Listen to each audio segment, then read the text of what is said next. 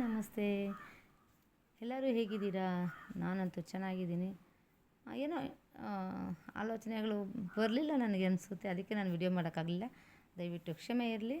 ನಾನು ನಿಮ್ಮ ಮನೆ ಮಗಳು, ನಿಮ್ಮ ಪ್ರೀತಿಯ ಸಹೋದರಿ RUKMINI. ನನ್ನ ಹೆಸರು ಹೊಸಬ್ರಿಗೆಲ್ಲ ಗೊತ್ತಾಗಲಿ ಅನ್ನೋ ಕಾರಣಕ್ಕೆ ನನ್ನ ಹೆಸರು ಹೇಳ್ತಾ ಇದ್ದೀನಿ. ನನ್ನ ಹೆಸರು ರುಕ್ಮಿಣಿ. ಓಕೆ, ನಿಮ್ಮ ಪ್ರೀತಿಯ ಸಹೋದರಿ ಅಂತ ನನ್ನನ್ನು ವೆಲ್ಕಮ್ ಮಾಡ್ಕೊಳ್ಳಿ. ನಾನು ಕೂಡ ನನ್ನ ಫ್ಯಾಮಿಲಿ ಅಂತ ನಾನು ಅಂದ್ಕೊಂಡು ನನ್ನ ಚಿಂತೆಗಳನ್ನ, ನನ್ನ ಆಲೋಚನೆಗಳನ್ನು ನಿಮ್ಮ ಜೊತೆಯಲ್ಲಿ ಶೇರ್ ಮಾಡ್ಕೋತೀನಿ.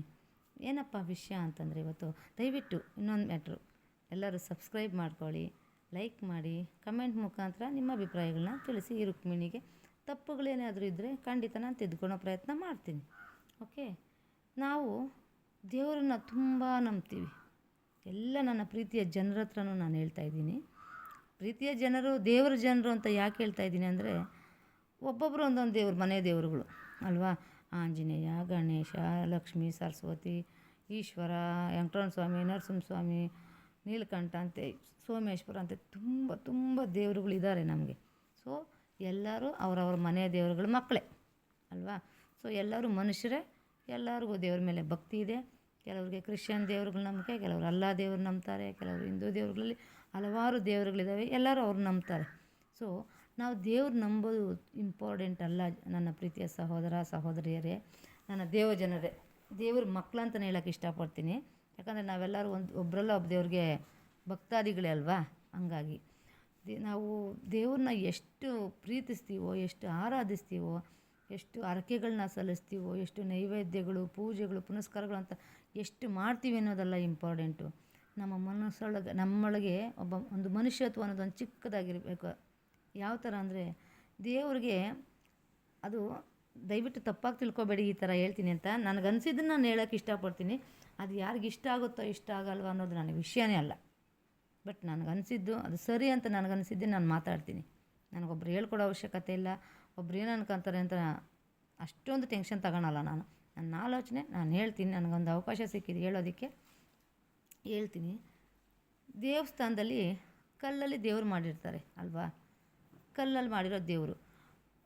ನಾವು ಚಿಕ್ಕ ಮಕ್ಕಳಾಗಿಂದನೂ ಅಷ್ಟೇ, ಹಬ್ಬ ಬಂತು ಅಂತಂದರೆ ಹೊಸ ಪಾತ್ರೆಗಳೇ ತೊಗೊಂಬಂದು ದೇವ್ರಿಗೆ ಅಂತ ಅಡುಗೆ ಮಾಡೋದಕ್ಕೆ, ದೇವ್ರಿಗೆ ನೈವೇದ್ಯ ಮಾಡ್ತಾರಲ್ಲ, ಆ ನೈವೇದ್ಯ ಮಾಡೋದಕ್ಕೆ ಹೊಸ ಪಾತ್ರೆಗಳನ್ನೇ ತೊಗೊಂಬಂದು ಅಡುಗೆ ಮಾಡಿ, ಅಯ್ಯೋ ಈ ಫೋನ್ ಇಕ್ಕೋಕ್ಕಾಗ್ತಾಯಿಲ್ಲ ನನಗೆ, ಅಯ್ಯೋ ವ್ಯವಸ್ಥೆ ಇಲ್ಲಪ್ಪ, ನನಗೆ ಫೋನ್ ಇಡೋದಕ್ಕೂ ವ್ಯವಸ್ಥೆ ಇಲ್ಲ, ಏನು ಮಾಡೋಣ.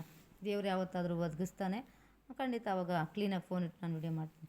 ಎಲ್ಲ ಹೊಸ ಪಾತ್ರೆಗಳನ್ನೇ ತಂದು ಅದರಲ್ಲಿ ಆ ಹಬ್ಬಕ್ಕೆ ಒಂದೊಂದು ಅಡುಗೆ ಸ್ಪೆಷಲ್ ಅಂತ ಇರುತ್ತಲ್ಲ, ಆ ಅಡುಗೆಗಳನ್ನೆಲ್ಲ ಆ ಹೊಸ ಪಾತ್ರೆಗಳಲ್ಲೇ ಮಾಡಿ ತಗೊಂಡೋಗಿ ದೇವ್ರ ಮುಂದೆ ಇಡ್ತಿದ್ವಿ. ನಾವು ಕೂಡ ಇಡ್ತಿದ್ವಿ ಒಂದು ಕಾಲದಲ್ಲಿ.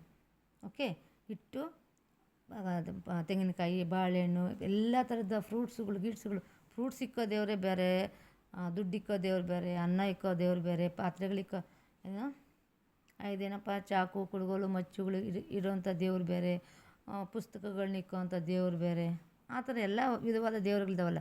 ಆಯಾ ಹಬ್ಬಗಳಿಗೆ ಆ ಥರ ವೆರೈಟಿಗಳು ತೊಗೊಂಬಂದು ನಾವು ಪೂಜೆ ಸಲ್ಲಿಸ್ತೀವಿ. ಅದು ಮಾತ್ರ ಅಲ್ಲ, ಆ ದೇವ್ರು ತಿನ್ನಲ್ಲ ಅಂತ ಗೊತ್ತು ನಮಗೆ. ಆದ್ರೂ ಮಕ್ಕಳೆಲ್ಲ ಮುಟ್ಬಿಟ್ರೆ ದೇವ್ರ ನೈವೇದ್ಯ ಅಂತ ಹೇಳ್ತೀವಿ ನಾವು ಅಲ್ವಾ. ಅದು ಎಷ್ಟರ ಮಟ್ಟಿಗೆ ಸರಿನೋ ಅಂತ ನೀವೇ ಯೋಚನೆ ಮಾಡಿ. ವಿಡಿಯೋ ಫಿನಿಶ್ ಆದಮೇಲೆ ನೀವು ಯೋಚನೆ ಮಾಡಿ. ಎಷ್ಟೋ ಜನಕ್ಕೆ ತಿನ್ನೋದಕ್ಕೆ ಊಟ ಇರಲ್ಲ. ಅವ್ರು ಬಂದು ಬಾಗ್ಲಾಗ ಕೇಳಿದಾಗ ತಂಗ್ಳು ಪಂಗ್ಳು ಎತ್ಕೊಂಡೋಗಿ ಹಾಕ್ತೀವಿ ನಾವು. ಅವ್ರು ತಿಂತಾರೆ, ಜೀವ ಉಳಿಸ್ಕೊತಾರೆ ಅವರು. ಆ ಹೊತ್ತಿನ ಊಟಕ್ಕೋಸ್ಕರ ಅವರು ಒಬ್ಬ ಮನೆ ಬಾಗ್ಲಿಗೆ ಬಂದಿರ್ತಾರೆ. ಸೊ ಅವ್ರಿಗೆ ನಾವು ಮನೇಲಿರೋದು ನಾವು ತಿಂದು ಮಿಕ್ಕಿರೋದು ತಂಗ್ಳು ಪಂಗ್ಳು ಎತ್ಕೊಂಡೋಗಿ ಅದು ಕೊಟ್ಬಿಡ್ತೀವಿ. ಅವ್ರು ತಿಂತಾರೆ ಅನ್ನೋ ವಿಷಯ ಗೊತ್ತು ನಮಗೆ. ಅವ್ರು ಇವತ್ತಿನ ಜೀವನ, ಇವತ್ತಿನ ಊಟ ಆದವ್ರಿಗೆ ಅಂತ ನಮಗೆ ಗೊತ್ತಿದ್ದು ಕೂಡ ನಾವು ಆ ಥರ ಕೊಡ್ತೀವಿ. ಆ ದೇವರು ಭಕ್ತಿ ಬೇಕು ನಮಗೆ. ದೇವರಿಗೆ ಅಷ್ಟು ನೈವೇದ್ಯ ಕೊಡೋದ್ರಲ್ಲಿ ಸ್ವಲ್ಪ ಆ ಹೊಟ್ಟೆ ಹಸಿದವ್ರಿಗೆ ಕೊಟ್ಟರೆ ಅವರೆಷ್ಟು ತೃಪ್ತಿ ಪಡ್ತಾರೆ ಗೊತ್ತಾ. ಮನುಷ್ಯರಲ್ಲೇ ದೇವರು ನೋಡ್ತಾರೆ ಅವರು. ಅಮ್ಮ, ನನ್ನ ಪಾಲಿನ ದೇವರಮ್ಮ ನೀನು, ದೇವ್ರು ನೀನು ಚೆನ್ನಾಗಿಟ್ಟಿರಲಿ. ಆ ದೇವ್ರ ಆಶೀರ್ವಾದ ನಮಗೆ ಕಾಣಿಸಲ್ಲ. ನಾವು ನಂಬಿರೋ ದೇವ್ರಿಗೆ ಆಶೀರ್ವಾದ ನಮ್ಗೆ ಕಾಣಿಸಲ್ಲ. ಬಟ್ ಈ ಒಂದು ತುತ್ತು ಊಟ ಕೊಡ್ತೀವಲ್ಲ ನಾವು, ಅವ್ರಂತಾರೆ ದೇವ್ರು ನಿಮ್ಮನ್ನು ಚೆನ್ನಾಗಿಟ್ಟಿರ್ಲಮ್ಮ, ದೇವ್ರ ಆಶೀರ್ವಾದ ಮಾಡಲಿ ನಿನ್ನನ್ನು. ಒಂದು ಗುಟ್ಕು ದಾಹದಲ್ಲಿರೋರಿಗೆ, ಇವಾಗ ಬಿಸಿಲಲ್ಲೆಲ್ಲ ಕೆಲಸ ಮಾಡ್ತಾಯಿರ್ತಾರೆ, ನಾವು ಅವ್ರಿಗೆ ಜ್ಯೂಸೆ, ಎಳ್ನೀರು, ಮಜ್ಜಿಗೆನೇ ಮಾಡ್ಕೊಂಡು ಕೊಡೋಕ್ಕಾಗಲ್ಲ. ಅಂಥ ಒಳ್ಳೆ ಗುಣ ಇರೋರು ಇದ್ದಾರೆ, ಪುಣ್ಯಾತ್ಮರು, ಯಾಕಿಲ್ಲ. ಒಂದು ತೊಟ್ಟು ನೀರು ಕೊಡ್ದಿರೋಂಥ ಪಾಪಿಗಳು ಇದ್ದೀವಿ ನಾವು. ನೀರು ತಗೊಂಡೋಗಿ ಕೆಲಸ ಮಾಡೋರಿಗೆಲ್ಲ ಬಿಸಿಲಲ್ಲಿ ಅವ್ರ ಕಷ್ಟ ನೋಡಿದ್ರೆ ಊಟ ಕೊಡೋರಿದ್ದಾರೆ, ನೀರು ಕೊಡೋರಿದ್ದಾರೆ, ಮಜ್ಜಿಗೆ ಕೊಡೋರಿದ್ದಾರೆ. ಕೆಲವರೆಲ್ಲ ದೊಡ್ಡ ದೊಡ್ಡ ಪಾತ್ರೆಗಳಲ್ಲಿ ರೋಡ್ ಸೈಡ್ಗಳಲ್ಲಿ ಇಕ್ಕೊಂಡು ಫ್ರೀಯಾಗಿ ಕೊಡ್ತಾರೆ ಊಟಗಳು. ಅವ್ರನ್ನೆಲ್ಲ ದೇವ್ರ ಆಶೀರ್ವಾದ ಮಾಡಲಿ. ಸೊ ಪ್ರತಿಯೊಬ್ಬರು ನಾವು ಅರ್ಥ ಮಾಡ್ಕೊಬೇಕಾಗಿರೋದು ಏನಂದರೆ, ತಿಂದ ಇರೋ ದೇವ್ರಿಗೆ ಅಷ್ಟೊಂದು ವೆರೈಟಿಗಳು ತಗೊಂಡೋಗಿ ಕೊಟ್ಟು ಒಬ್ಬ ತೂಟಕ್ಕೂ ಇಲ್ದಿದ್ದವ್ರಿಗೆ ನಾವು ಹೋಗ್ತಾರೆ ಇಲ್ಲಿಂದ, ನಡಿ ನಡಿ ನಡಿ ಅಂತ ಅವ್ರು ನೋಡಿ ಅಸಹ್ಯ ಪಡ್ತೀವಲ್ಲ, ಅದಕ್ಕಿಂತ ದೊಡ್ಡ ಪಾಪ ಇನ್ನೇನಿಲ್ಲ. ದೇವ್ರಿಗೆ ಗೊತ್ತಾಗಲ್ವಾ ನಾವು ಒಳ್ಳೆ ಕೆಲಸ ಮಾಡ್ತಾಯಿದ್ದೀವಿ, ಕೆಟ್ಟ ಕೆಲಸ ಮಾಡ್ತಿದ್ದೀವಿ ಅಂತ? ನಾವು ಮಾಡೋ ಒಳ್ಳೆಯ ಕೆಲಸದಲ್ಲೇ ನಮ್ಗೆ ಆಶೀರ್ವಾದ ಸಿಗುತ್ತೆ. ಅದು ನಮಗೆ ರಿಟರ್ನು ನಾವು ಡಬಲ್ ಸಿಗುತ್ತೆ. ನಾವು ಮಾಡೋ ಕೆಲಸದಲ್ಲಿ ಡಬಲ್ ಸಿಗುತ್ತೆ ನಮ್ಗೆ ಆಶೀರ್ವಾದ. ಅಂಥ ಆಶೀರ್ವಾದ ತಗೋಬೇಕು ನಾವು. ಸುಮ್ಮನೆ ತಗೊಂಡೋಗಿ ದೇವ್ರುಗಳ ಮುಂದೆ ಇಕ್ಕಿ ದೇವರೇ ಕಾಪಾಡು ಕಾಪಾಡು ಕಾಪಾಡು ಕಾಪಾಡು ಕಾಪಾಡ್ತಾರೆ. ಹಂಗಂತ ಹಸಿದವ್ರಿಗೆ ಅನ್ನ ಹಾಕ್ಬೇಡ್ರಿ, ದಾಹದಲ್ಲಿರೋರಿಗೆ ನೀರು ಕೊಡಬೇಡ್ರಿ ಅಂತ ಯಾವ ದೇವರು ಹೇಳಲ್ಲ. ದೇವ್ರುಗಳಂದರೆ ಅಷ್ಟು ಕೆಟ್ಟವರ? ಕ್ಲೀನಾಗಿ ಸ್ನಾನ ಮಾಡಿಕೊಂಡು ಪೂಜೆ ಮಾಡೋರ್ಗೆ ಮಾತ್ರ ದೇವರು ಒಳ್ಳೇದು ಮಾಡಬೇಕು. ಸ್ನಾನ ಮಾಡೋಕ್ಕೂ ವ್ಯವಸ್ಥೆ ಇಲ್ದಿದ್ದವರು, ಕ್ಲೀನಾಗಿ ಬಟ್ಟೆ ಹಾಕ್ಕೊಳಕ್ಕೂ ವ್ಯವಸ್ಥೆ ಇಲ್ದಿದ್ದವರು ಪರಿಸ್ಥಿತಿಗಳು ನೋಡಿ ದೇವರು ನೀನು ದೇವಸ್ಥಾನದೊಳಗಡೆ ಬರಬೇಡ, ಹೊರಟೋಗು ಅಂತಾರ. ಆ ಥರ ಕೆಟ್ಟ ದೇವ್ರ ನಮ್ಮ ದೇವ್ರುಗಳು? ಎಲ್ಲ ದೇವ್ರುಗಳಿಗೂ ಸೇರಿಸಿ ಹೇಳ್ತೀನಿ, ಅಲ್ಲ ತಾನೆ? ಒಳ್ಳೆಯವ್ರು ತಾನೆ. ಒಳ್ಳೆಯವ್ರಿಗೂ ದೇವರೇ, ಕೆಟ್ಟ ದೇವ್ರಿಗೂ ದೇವರೇ. ಮಳೆ ಒಳ್ಳೆಯವ್ರು ನೋಡಿ, ಕೆಟ್ಟವ್ರು ನೋಡಿ, ಶ್ರೀಮಂತರು ನೋಡಿ, ಬಡವ್ರು ನೋಡಿ, ವ್ಯವಸಾಯ ಮಾಡೋರು ನೋಡಿ, ಬಿಲ್ಡಿಂಗ್ಗಳಲ್ಲಿ ಇರೋರು ನೋಡಿ ಮಳೆ ಬರಲ್ಲ. ಅದ್ರ ಕೆಲಸ ಅದು ಮಾಡ್ಕೊಂಡು ಹೋಗುತ್ತೆ. ಸೂರ್ಯನೂ ಅಷ್ಟೇ, ಚಂದ್ರನೂ ಅಷ್ಟೇ. ಆದರೆ ನಾವು ಮನುಷ್ಯತ್ವ ಎಲ್ಲ ಒಂಚೂರು ಇರಲ್ವ ನಮಗೆ? ಸ್ವಲ್ಪ ಉಪಯೋಗಿಸ್ಕೋಬೇಕು ನಾವು ಮನುಷ್ಯತ್ವ ಅನ್ನೋದು. ನಾನು ಒಂದು 2 ವಿಡಿಯೋಸ್ ನೋಡಿದೆ. ಒಂದು ದೇವ್ರ ಮುಂದೆ ಇಷ್ಟಿಷ್ಟು ಹೆಂಗೆ ತೋರಿಸೋದು ನಿಮಗೆ, ಇಷ್ಟಿಷ್ಟು ಹಣ್ಣುಗಳು, ಆಪಲ್ ಅಂತೆ, ಆರೆಂಜು, ಪೈನಾಪಲು, ಗ್ರೇಪ್ಸು, ಮಾವಿನ ಹಣ್ಣು, ಪಪ್ಪಾಯ, ಸೇಬೆಕಾಯಿ, ಸಪೋಟ ಹಣ್ಣು, ಈ ಥರದ್ದೆಲ್ಲ ಫ್ರೂಟ್ಸ್ ಇಕ್ಕಿದ್ದಾರೆ. ಒಂದು ತಾಯಿ ಮಗು ಊಟಕ್ಕೆ ಅಂತ, ಅಮ್ಮ ಏನನ್ನಿದ್ರೆ ಕೊಡಮ್ಮರೋ ಅಷ್ಟು ಅಂತಂದ್ರೆ, ಓದ್ತಾರೆ ಇಲ್ಲ ಇಲ್ಲ ಇಲ್ಲ ಏನಿಲ್ಲ, ಹೋಗು ಮುಂದಕ್ಕೆ ಹೋಗು, ಮುಂದಿನ ಮನೆಗೆ ಹೋಗು ಅಂತಂದರೆ ಯಾವ ಧರ್ಮ? ಏನು ಭಕ್ತಿ ಇದು? ಅಂಥ ಭಕ್ತಿಗೆ ದೇವರು ಒಲಿತಾರಾ? ದೇವ್ರ ಆಶೀರ್ವಾದ ಮಾಡ್ತಾರಾ? ಅದನ್ನು ನಿಮ್ಗೆ ನಂಬ್ತೀರಾ? ನೀವು ಮಾಡೋ ಕೆಲಸಗಳನ್ನ ದೇವ್ರು ನೋಡ್ತಾರೋ ನಾವು ಮನಸ್ಸಿದೆಯಾ ನಿಮಗೆ? ಆಲೋಚನೆ ಇದೆಯಾ ನಿಮಗೆ? ಅದು ತಪ್ಪಲ್ವಾ? ನಾನು ಆ ವಿಡಿಯೋ ನೋಡಿ ಹೇಳ್ತಾ ಇದ್ದೀನಿ. ಸೊ ನಾವು ಆದಷ್ಟು ಯೋಚನೆ ಮಾಡಬೇಕು. ಕಾಣದೇ ಇರೋ ದೇವರು ಎಲ್ಲಿರ್ತಾನೋ ನಮ್ಗೆ ಗೊತ್ತಿಲ್ಲ, ಏನು ಮಾಡ್ತಾ ಇರ್ತಾನೋ ಗೊತ್ತಿಲ್ಲ. ಅಂಥ ದೇವ್ರಿಗೆ ನಾವು ದುಡ್ಡುಗಳೆಲ್ಲ ಖರ್ಚು ಮಾಡಿ, ಹಬ್ಬ ಬಂತು ಅಂತಂದರೆ ಎಷ್ಟು ದುಡ್ಡುಗಳು ಖರ್ಚು ಮಾಡ್ತೀವೋ ನಾವು, ನಮಗೆ ಗೊತ್ತಿಲ್ಲ.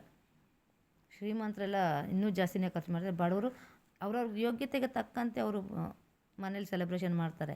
ಅಂಥ ಟೈಮಲ್ಲಿ ಮನೆ ಬಾಗಿಲಿಗೆ ಬಂದಾಗ ಆ ಮಗು ಕೈ ಒಂದು ಹಣ್ಣು ಕೊಟ್ಟಿದ್ದಿದ್ರೆ ಆ ಮಗು ಎಷ್ಟು ತೃಪ್ತಿ ಆಗ್ತಿತ್ತು, ಎಷ್ಟು ಸಂತೋಷ ಪಡ್ತಾಯಿತ್ತು. ಆ ತಾಯಿಗೆ ಎಷ್ಟು ಆನಂದ ಆಗ್ತಿತ್ತು, ಎಷ್ಟು ನೆಮ್ಮದಿ ಆಗ್ತಿತ್ತು.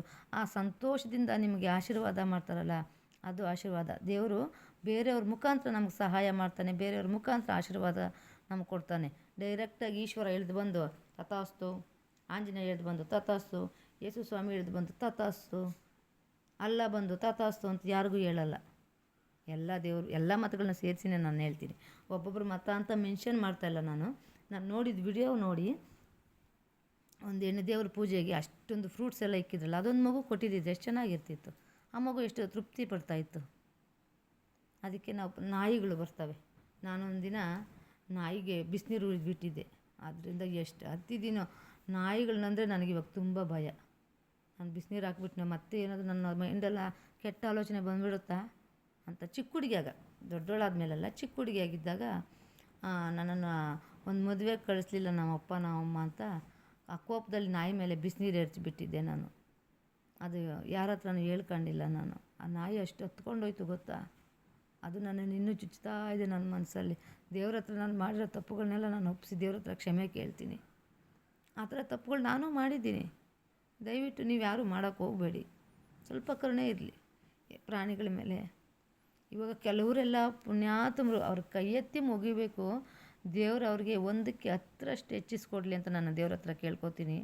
ಕೆಲವರೆಲ್ಲ ಬೇಸಿಗೆ ಕಾಲ ಬಂತು ಅಂದರೆ ಮೋಟ್ರುಗಳು ಆನ್ ಮಾಡಿಬಿಟ್ಬಿಡ್ತಾರೆ, ಪಕ್ಷಿ ಪ್ರಾಣಿಗಳು ನೀರು ಕುಡೀಲಿ ಅಂತ.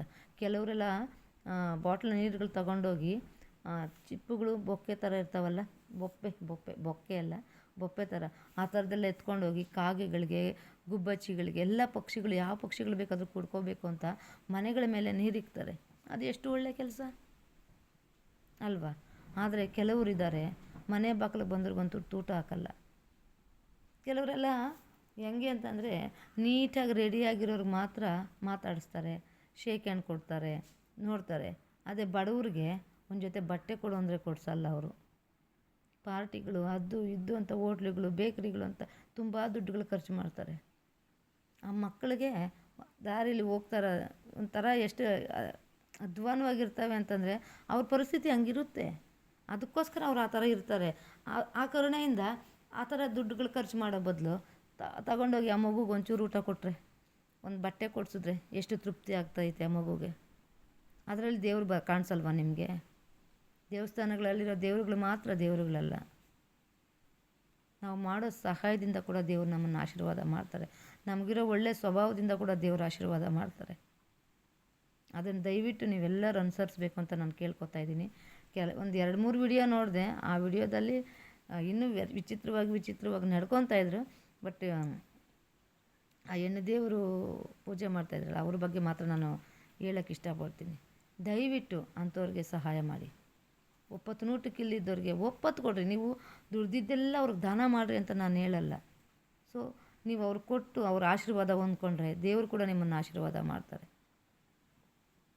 ನಾವು ದೇವ್ರಿಗೆ ಬಣ್ಣ ಹಚ್ಚಬೇಕು, ದೇವ್ರಿಗೆ ಕಿರೀಟ ಇಡಬೇಕು, ಬೆಳ್ಳಿ ಮುಖವಾಡ ಕೊಡ್ತೀನಿ, ನಿಮಗೆ ಮಂಡೆ ಕೊಡ್ತೀನಿ, ಕೈಕಾಲು ಏನೋ ಕಾಲು ಕೊಡಿಸ್ತೀನಿ, ಸೀರೆ ಕೊಡಿಸ್ತೀನಿ ಅಂತ ದೇವ್ರಿಗೆ ಹರಕೆ ಹೊತ್ಕೊಳೋದಲ್ಲ. ದೇವ್ರಿಗೆ ಯಾರಾದರೂ ಒಬ್ರು ಕೊಡಿಸ್ತಾರೆ. ಎಲ್ಲರೂ ಕೊಡಿಸಿದ್ರು ನಾವು ಎಲ್ಲರ ಸೀರೆನೂ ಉಟ್ಕೊಂಡು ದಿನ ಒಂದೊಂದು ಫಂಕ್ಷನ್ಗೆ ಹೋಗಲ್ಲ. ದೇವ್ರುಗಳು ಅಲ್ಲೇ ಇರ್ತಾರೆ. ಅದೇ ಇಲ್ದಿದ್ದವ್ರು ಕೊಟ್ಟು ನೋಡ್ರಿ, ಅವ್ರು ತೃಪ್ತಿ ಪಡ್ತಾರೆ. ಅದರಿಂದನೂ ದೇವ್ರಿಗೆ ಕರುಣೆ ಬರುತ್ತೆ. ಇವನು ಎಷ್ಟು ಒಳ್ಳೆ ಕೆಲಸ ಮಾಡಿದ್ನು, ಇವಳು ಎಷ್ಟು ಒಳ್ಳೆ ಕೆಲಸ ಮಾಡಿದ್ಲು, ಇವಳಿಗೆ ಆಶೀರ್ವಾದ ಮಾಡೋಣ ಅಂತ ನಮ್ಮ ಒಳ್ಳೆ ದೇವರುಗಳಾದರೆ ಖಂಡಿತ ಆಶೀರ್ವಾದ ಮಾಡ್ತಾರೆ. ಅದು ನೀವು ನಂಬೋದಾದರೆ ನಮ್ಮ ದೇವರು ಒಳ್ಳೆ ದೇವರು ಅಂತ ನೀವು ನಂಬಿಕೆ ಇದ್ದರೆ ಮಾತ್ರ. ನಿಮ್ಮ ನಂಬಿಕೆ ನಿಮ್ಮನ್ನು ಕಾಪಾಡ್ತದೆ ಅಂತ ಬೈಬಲಲ್ಲಿ ಬರೆದಿದೆ. ಬೈಬಲಲ್ಲಿ ಮಾತ್ರ ಅಲ್ಲ, ಅದು ಬೈಬಲ್ಗೆ ಮಾತ್ರ ಸೀಮಿತ ಅಲ್ಲ ಜನರೇ, ಎಲ್ಲರಿಗೂ ಅನ್ವಯಿಸುತ್ತೆ. ನಾವು ಮಾಡೋ ಒಳ್ಳೆಯ ಕೆಲಸಗಳು ನಮಗಿರುತ್ತೆ. ನಮ್ಮ ತಾತನ ಆಸ್ತಿ ಮೊಮ್ಮಕ್ಕಳಿಗೆ ಅಂತ ಯಾವ ಥರನೋ ನಾವು ಮಾಡಿರೋ ಒಳ್ಳೆಯ ಕೆಲಸಗಳು ನಮ್ಮ ಮಕ್ಕಳಿಗೆ ಕಾಯುತ್ತೆ, ನಮ್ಮ ಮೊಮ್ಮಕ್ಕಳಿಗೆ ಕಾಯುತ್ತೆ. ನಮ್ಮ ತಲೆಮಾರಿಗೂ ನಾವು ಮಾಡೋ ಒಳ್ಳೆಯ ಕೆಲಸಗಳು ಅದಂಗೆ ರೀಚ್ ಆಗ್ತಾ ಇರುತ್ತೆ. ಆಸ್ತಿ ಮಾತ್ರ ಅಲ್ಲ, ತಂದೆ ಸಂಪಾದನೆ ಮಾಡಿದ ಮಗಳಿಗೆ, ತಾತ ಸಂಪಾದನೆ ಮಾಡಿದ ಮೊಮ್ಮಕ್ಕಳಿಗೆ ಆಸ್ತಿ ಮಾತ್ರ ಅಲ್ಲ, ನಾವು ಮಾಡಿರೋ ದಾನ ಧರ್ಮ, ನಾವು ಮಾಡೋ ಒಳ್ಳೆಯ ಕೆಲಸಗಳು ಅದು ಕೂಡ ಮಕ್ಕಳಿಗೆ ಅದು ಸ್ಪ್ರೆಡ್ ಆಗುತ್ತೆ. ಒಂದು ಶುಗರ್ನೇ ತೊಗೊಳ್ರಿ, ಫ್ಯಾಮಿಲಿ ಯಾರಿಗಾದ್ರೂ ಒಬ್ಬರಿದ್ದರೆ ಅದಂಗೆ ಕಂಟಿನ್ಯೂ ಆಗಿ ಬರುತ್ತೆ. ಅದು ನಿಮ್ಗೆ ಗೊತ್ತಿರುತ್ತೆ. ಯಾಕಂದರೆ ನಾನು ಓದಲಿಲ್ಲ ಬರೀಲಿಲ್ಲ, ನನಗೆ ಗೊತ್ತಾಗಲ್ಲ ಅಷ್ಟೊಂದು. ನೀವು ಓದಿರೋರಿಗೆ ನಿಮ್ಗೆ ಆಟೋಮೆಟಿಕ್ಕಾಗಿ ಗೊತ್ತಾಗ್ಬಿಡುತ್ತೆ. ಈ ಆಸ್ತಿ ವಿಷಯಗಳಲ್ಲಿ ಆಗಿರ್ಬೋದು, ಅನಾರೋಗ್ಯದ ವಿಷಯಗಳಲ್ಲಾಗಿರ್ಬೋದು. ಆ ಥರ ನಾವು ಒಬ್ಬರಿಗೆ ದಾನ ಮಾಡಿದ್ರೆ ನಮ್ಮ ಮಕ್ಕಳು ಯಾವತ್ತೋ ಒಂದಿನ ದಾಹದಿಂದ ಇರ್ತಾರೆ. ದೇವರಲ್ಲ ಅವ್ರಿಗೆ ಸಹಾಯ ಮಾಡ್ತಾರೆ. ನಾವು ಇದೇ ರೀತಿಯಾಗಿರ್ತೀವಿ ಅಂತ ಯಾರು ಅನ್ಕೊಳಕ್ಕೆ ಹೋಗಬೇಡಿ. ಎಲ್ಲ ಬದಲಾಗ್ತಾ ಬರುತ್ತೆ. ಇವತ್ತು ಹಿಂಗಿದ್ದೀವಿ, ನಾಳೆ ಹೆಂಗಾಗ್ತೀವೋ. ನಾನು ಮೊನ್ನೆ ಆ ಥರ ಇದ್ದೆ. ಒಬ್ಬರ ಮನೆಗೆ ಭಿಕ್ಷೆ ಬೇಡೋ ಮಟ್ಟಕ್ಕೆ ನಾನಿದ್ದೆ, ಒಬ್ಬರ ಮನೆಗೆ ಈಸ್ಕೊಂತಿನೋ ಮಟ್ಟಕ್ಕಿದ್ದೆ. ದೇವ್ರು ಇವಾಗ ಹೇಳ್ಕೊಳಂತಲ್ಲ ಅಂದ್ರೂ 9 ಉಪವಾಸ ಇಲ್ದಿರ ದೇವ್ರು ನನಗೆ ಆಹಾರ ಕೊಟ್ಟಿದ್ದಾನೆ.